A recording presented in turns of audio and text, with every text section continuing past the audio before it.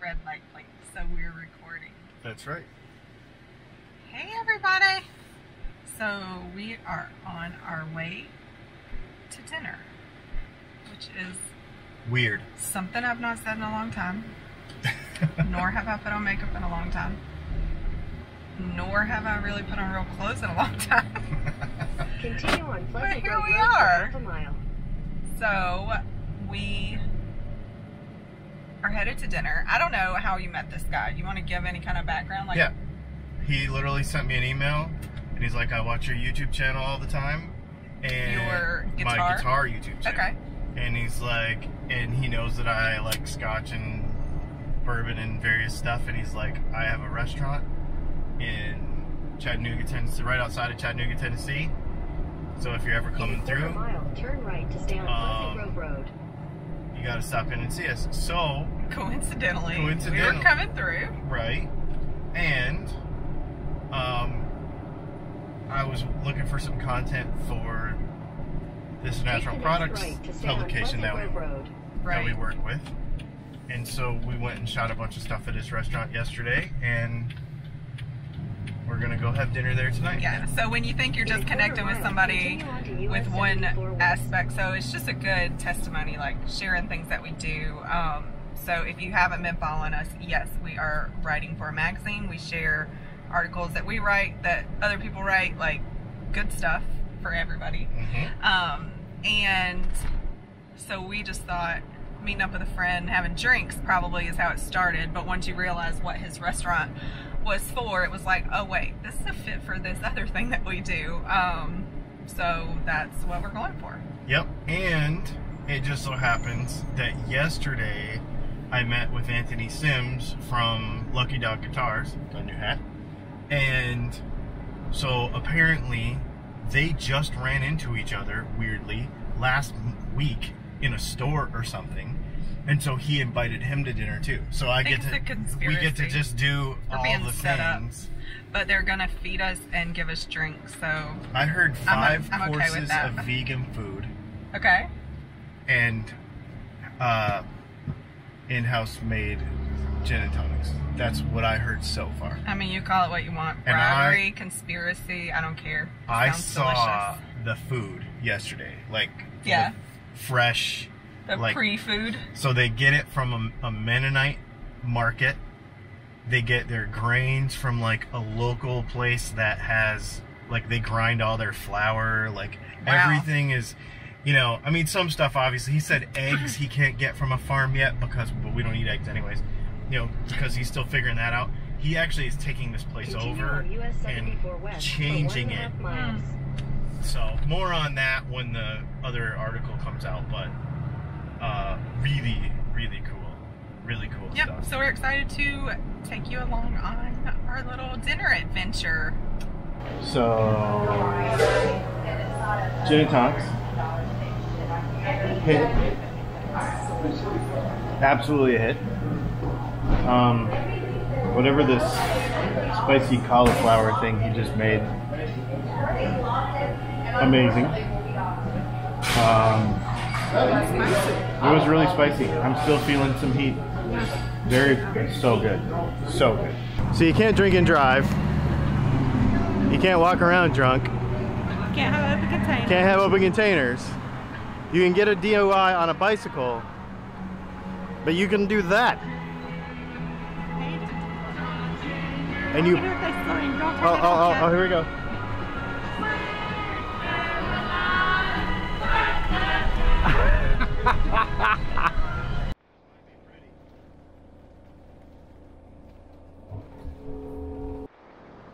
So we're on the border of Tennessee and Georgia. I think that's Nickajack Lake or whatever it's called. And we're just at this rest area.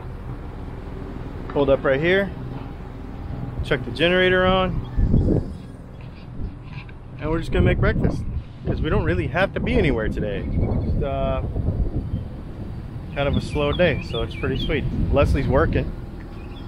She's been having conference calls and all kinds of stuff because our new mobile internet solution is working awesome. So she's got her whole setup going, and I guess we're gonna make some breakfast.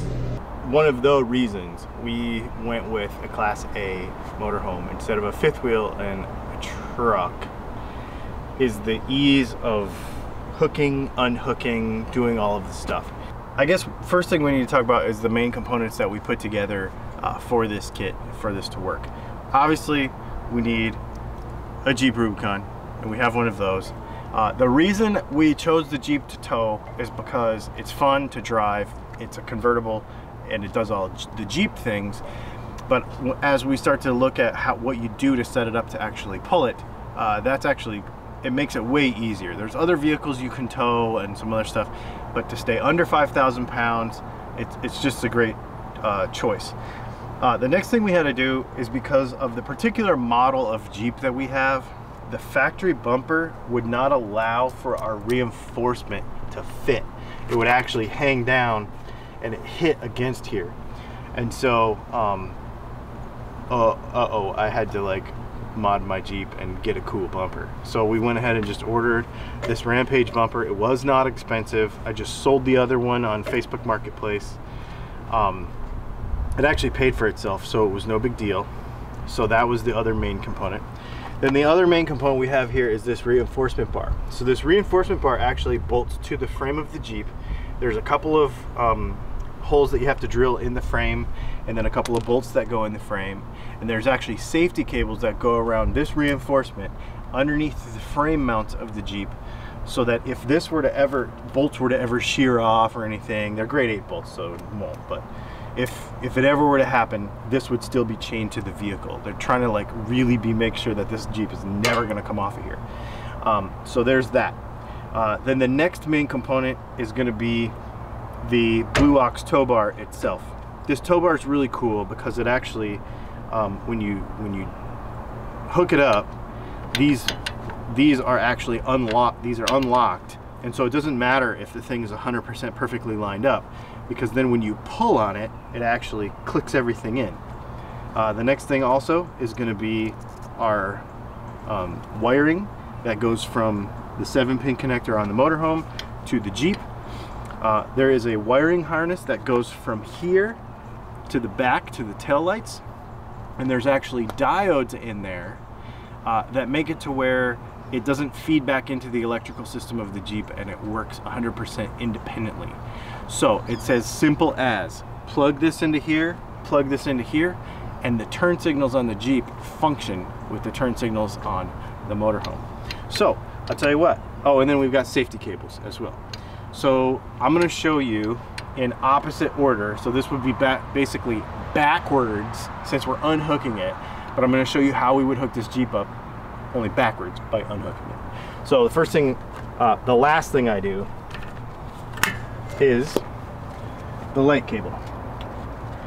Just got this one on Amazon. They have really expensive ones, but this one actually works really well, and it lights up to make sure to tell you that everything is working. We've got our safety cables.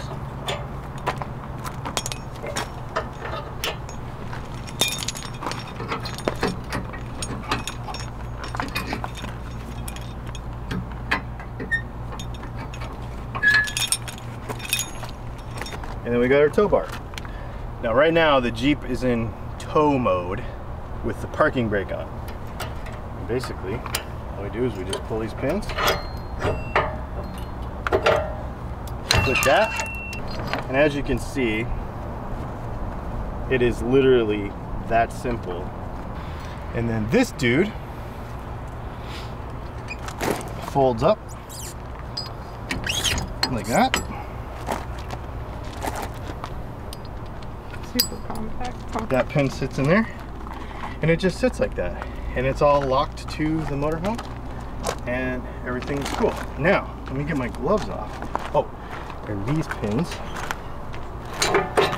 come out, so A, they don't get stolen, and B, you don't bang your shins on them. So the opposite of that would be you put those pins in the bumper, you hook up the tow bar, you hook up the chains, and you hook up the cable. It's literally that simple. And let me show you over here. The other thing that has to happen in all of these setups is it's the law in basically all states that you have to have an auxiliary braking system in the vehicle that you're towing. So the way we do this is we use the Blue Ox Patriot system. And what that thing basically does is there's a piston on the front of it that hooks up to the brake pedal. It plugs into the cigarette lighter, and when you push the brakes in the motorhome, it feels the G-forces. It's got like a decelerometer in it, almost like a cell phone, and it tells this thing to push on the brakes. It's super simple. And then the Jeep itself is just basically in 4 low, in neutral, in park. So when you go to tow this thing, you literally put it in 4-wheel drive, then you pull it into the transfer case into neutral, then you shut the Jeep off, you put the transmission, the driving transmission, in park. So the Jeep's in park right now and we're pulling it down the road, and then it rolls freely. So now I'm going to go ahead and put it back in normal driving mode so that we can drive it around.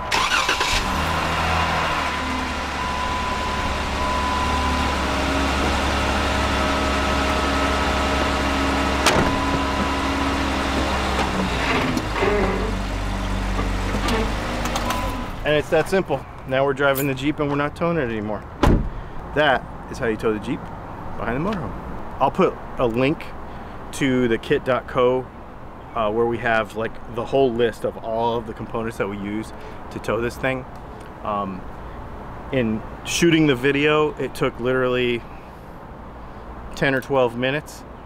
If I'm not shooting a video, it takes about 5 minutes. It's very, very simple to do, and we're off and running down the road.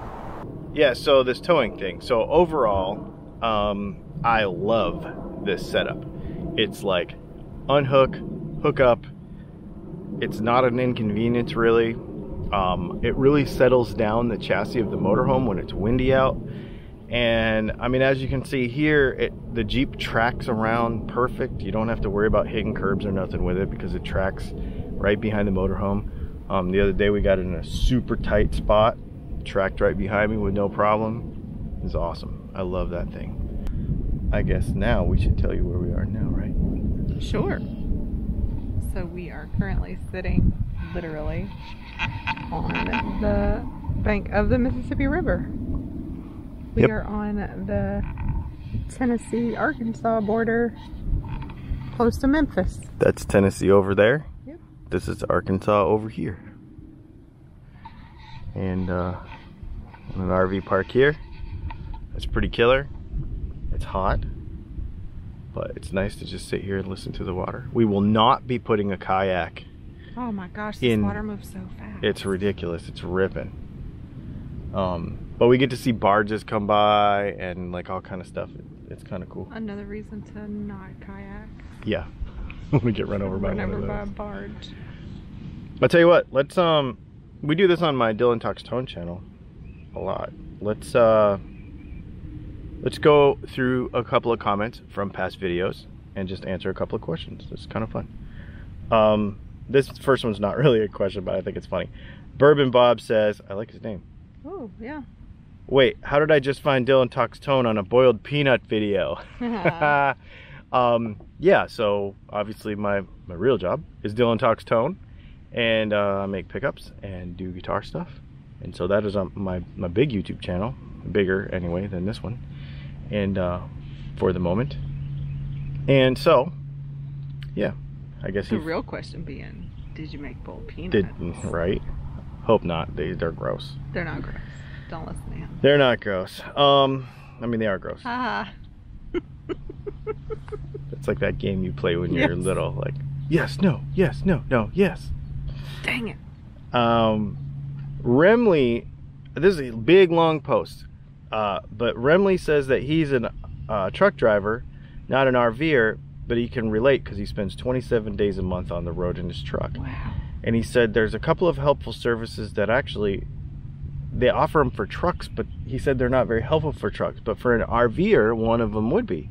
And he said apparently at Love's truck stops, I didn't know this, you can pull in, and for $5, you don't even have to buy fuel, he says, but a tire tech will check and properly inflate your tires, as well as give you a written list of your individual tire depths and inspect each tire for any uneven wear and etc. for $5. That'd be worth it. It would be worth it. My hat is itchy. It would be worth it. I want to do a video on tire inflation and weight and all that kind of stuff, because knowing the proper weight, or the proper weight of your motorhome and all that kind of thing. So we're probably going to do a video on that shortly. That's going to be coming up. And then a couple people actually said, Jeff and Charles. Jeff says, use that fancy RV air compressor to air up our inflatable kayak. And Charles said, what about a battery powered pump for blowing up inflatable boats, etc.? Intex actually makes one, even of the brand of kayak we have. Yeah, but that was a question I had too, like, isn't there an easier way to do this? But it came with a pump that works very well, has a special valve and everything that goes with the pump. If you watch that video, obviously I pumped it up a lot the first time, because I saw some comments about that too. I volunteered for that, by the way. But it really wasn't hard. No. And it was fast, and it also says don't use an air compressor, so we just bought it. We don't want to blow it up. Yeah, we just wanted to follow the directions. Yep. I could see where maybe a compressor maybe made by Intex that was made for it, would make sense. Maybe I'll search that up. Maybe I'll put a link in the description for that if you're curious about it. But the pump worked awesome. Plus it has this little like bayonet connector to keep the hose in. It's not just a normal connector like you think of, like an air mattress or something where you just stick that little thing in there. Yeah. It's actually got like this bayoneted deal, and it's a weird valve. So it all kind of worked together, and I thought it worked really well too. And in comparison, because I had the question about the air compressor too, so then I also bought like a fun float. It's actually a sprinkled donut. And we used the air compressor, thinking that would be faster to blow that up instead of blowing it up by mouth, because it's just a regular float. And it was terribly slow because they don't actually do volume. Right. Those kind of compressors don't push a lot of volume. They push the appropriate amount of pressure.